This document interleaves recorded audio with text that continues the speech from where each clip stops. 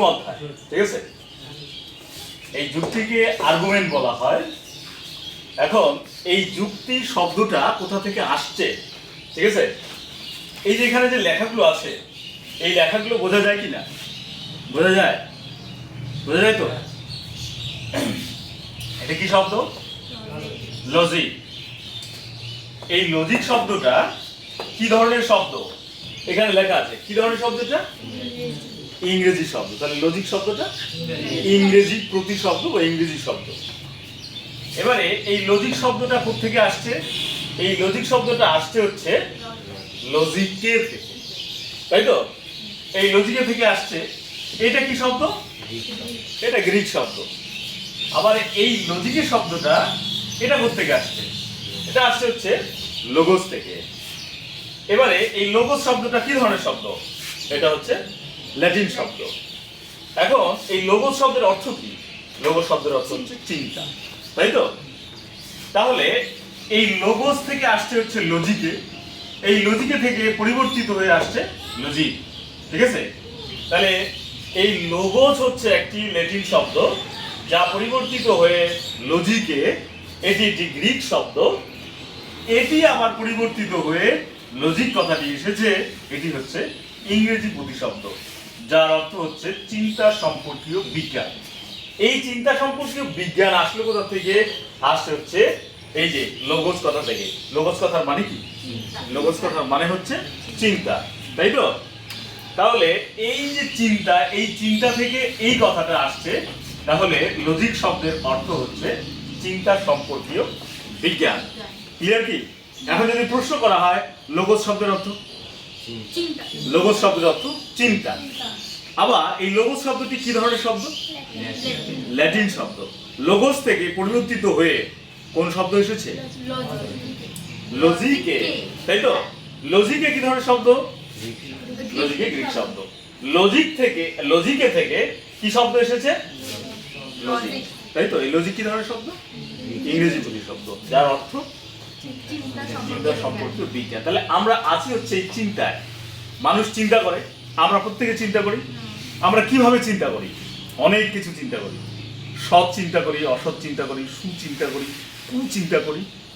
এই যে আমরা যত চিন্তা করি না কেন, চিন্তার প্রক্রিয়া হচ্ছে দুই ধরনের, ঠিক আছে? আমরা চিন্তা দুই ভাবে করি। কিভাবে? এখানে লেখা হয়েছে চিন্তার প্রক্রিয়া, একটা হচ্ছে প্রত্যক্ষ আর একটা হচ্ছে অনুমান। তাহলে আমাদের যে চিন্তা, এই চিন্তাটা আসে দুভাবে। একটা হচ্ছে প্রত্যক্ষ, অর্থাৎ এই প্রত্যক্ষ ভাবে চিন্তা করে আমরা জ্ঞান লাভ করি। আবার অনুমান করে চিন্তা করে আমরা জ্ঞান লাভ করি। বোঝা গেল কি ব্যাপারটা? না বোঝা যাচ্ছে না? তাহলে চিন্তার প্রক্রিয়া হচ্ছে দুটো, একটা প্রত্যক্ষ আর একটা হচ্ছে অনুমান, তাই তো? এখন এই প্রত্যক্ষ চিন্তা করে আমাদের যে জ্ঞান লাভ হয়, ঠিক আছে, সেখানে ভুলের সম্ভাবনা কম থাকে, মানে ভুল থাকে না, তাই তো? বা ভুলের সম্ভাবনা খুব কম থাকে। এটি পেন, তাই তো? তাহলে এটি যে পেন, এটি যদি কেউ বেগুন বলে, তাই তো? বেগুন বললে, আমি যদি এটাকে বেগুন বলি, তাহলে কি তোরা মেনে নিবি? না, নিশ্চয়ই না। তাহলে এই পেনকে আমরা দেখছি, দেখে আমরা সিদ্ধান্ত নিচ্ছি যে এটি একটি পেন। তাহলে এখানে ভুল হওয়ার সম্ভাবনা কম বা ভুল হওয়ার সম্ভাবনা নেই। কিন্তু অনুমানের সাহায্যে চিন্তা করলে বা সিদ্ধান্ত করলে ভুল হওয়ার সম্ভাবনা আছে, ঠিক আছে? এখন ধরা যাক সৌরভের ব্যাগে একটা সিগারেটের প্যাকেট পাওয়া গেছে, তাই তো? আমরা কি অনুমান করতে পারি? সৌরভ সিগারেট খায়, এটা অনুমান করতে পারি আমরা। তাকে বলা হলো, তাকে ধরা হলো, তুই অবশ্যই খাইস, না হলে তোর ব্যাগেট থাকবে কেন? ও যুক্তি দেওয়ার চেষ্টা করছে, না আমার বাড়িতে নতুন আত্মীয় আসছে, এই জন্য বাবা আমাকে এই প্যাকেটটা নিয়ে যেতে বলছে, তাই তো? তাহলে দেখা গেল যে ওর ব্যাগে যে সিগারেটের প্যাকেটটা ছিল, আমরা এটা দেখে অনুমান করে আমরা সিদ্ধান্ত করলাম যে না, সৌরভ সিগারেট খায়। কিন্তু দেখা গেল না, সত্যি সত্যি সে সিগারেট খায় না, তার বাড়িতে আত্মীয় এসেছে এবং তার জন্য সে নিয়ে যাচ্ছে। তাহলে অনুমান করে আমরা যদি সিদ্ধান্ত করি, তাহলে সেখানে ভুলের সম্ভাবনা থাকে। ক্লিয়ার কি ব্যাপারটা? তাই তো? তাহলে অনুমানকে প্রমাণ করার দরকার আছে, কিন্তু আমরা যেটা নিজের চোখে দেখে প্রত্যক্ষ করে যে সিদ্ধান্ত করি, তাই তো, এইটা প্রমাণ করার বিষয় থাকে না, কারণ এখানে ভুলের সম্ভাবনা নেই। আর যদি অনুমান করে সিদ্ধান্ত করি সেখানে ভুলের সম্ভাবনা থাকে। ক্লিয়ার কি ব্যাপারটা? তাহলে কিভাবে চিন্তা করলে ভুলের সম্ভাবনা থাকে? অনুমান করে, তাই তো? তাহলে এই অনুমানকে আমাদের প্রমাণ করা দরকার, সেটা সত্যি না মিথ্যা, তাই তো? তাহলে এই জন্যে এটাকে যেহেতু প্রমাণ করা দরকার, তাই অনুমান হলো এই যুক্তির আলোচ্য বিষয়।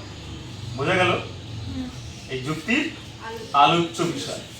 তাহলে এই যুক্তির আলোচ্য বিষয় কি? অনুমান। ক্লিয়ার কি ব্যাপারটা? তাহলে কেন অনুমান যুক্তির আলোচ্য বিষয়? অনুমানকে যেহেতু প্রমাণ করার প্রয়োজনীয়তা আছে, প্রমাণ করতে হবে, সেটা সঠিক না বেঠিক, ভুল না ঠিক, এই জন্যে অনুমানকে যুক্তিবিজ্ঞানের আলোচ্য বিষয় বলা হয়, বা অনুমান হচ্ছে যুক্তিবিজ্ঞানের আলোচ্য বিষয়। কিন্তু প্রত্যক্ষ কি যুক্তিবিজ্ঞানের আলোচ্য বিষয় হতে পারে না, কারণ প্রত্যক্ষকে কোনো প্রমাণ করার প্রয়োজন নেই, তাই তো?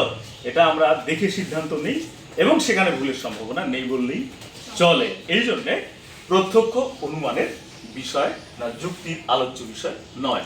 তাহলে যুক্তির আলোচ্য বিষয় কি? যুক্তির আলোচ্য বিষয় অনুমান। কেন যুক্তির আলোচ্য বিষয় অনুমান?